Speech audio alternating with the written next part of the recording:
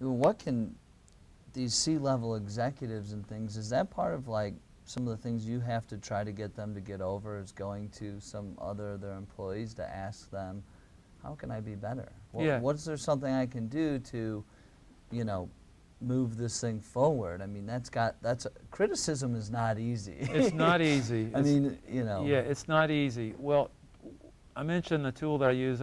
Another tool that I use with every coaching client when we initiate the process is we do a 360 interview or 360 survey. So, and that might mean that they give me, in their world, their direct reports, if they have peers in the organization, if they've got someone above them in the organization, that person, and I'll have a conversation with all of those people and draw out information that helps me understand feedback that I can then share with my coaching client, because there is then that layer of a person between them and their boss that they might be more open to talking about. Now, what I tell them is, I'm collecting this together and looking for patterns, and what I'm not doing is going back to John, my client, and saying, Sarah said this or Jim said that. I'm looking for collective information where there's patterns of issues or situations that my client needs to understand. So when people understand that you're not going to go back and tell your client that they said this, they're more open to it. That's one way of doing it. The second way of doing it, which I tend to use more often, is an online survey where it's completely anonymous.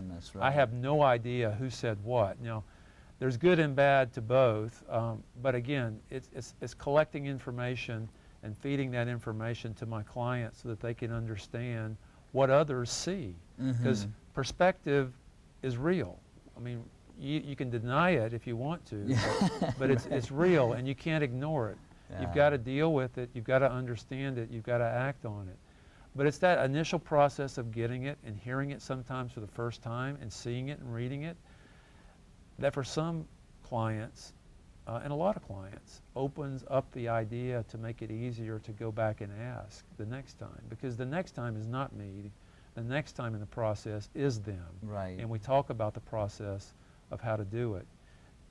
There's a book that's been written. There's a lot of books that have been written on giving feedback, but there haven't been a lot of books on how to receive feedback and to receive it and do something about it.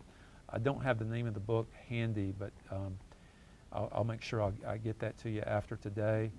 But it's a book that I recommend to my clients, because it helps them understand how to ask for, how to process, and then how to act on feedback and receive it in a way so that you can do something about it and not cut off the source and kind of continue to get it on an ongoing basis. Wow. Yeah, I think just being open to accepting the feedback so you can become better, because once they start getting in, I mean, immediately when any kind of criticism comes in, everybody gets in defensive mode. So the whole point is to how can you not, and then how can you become better. So.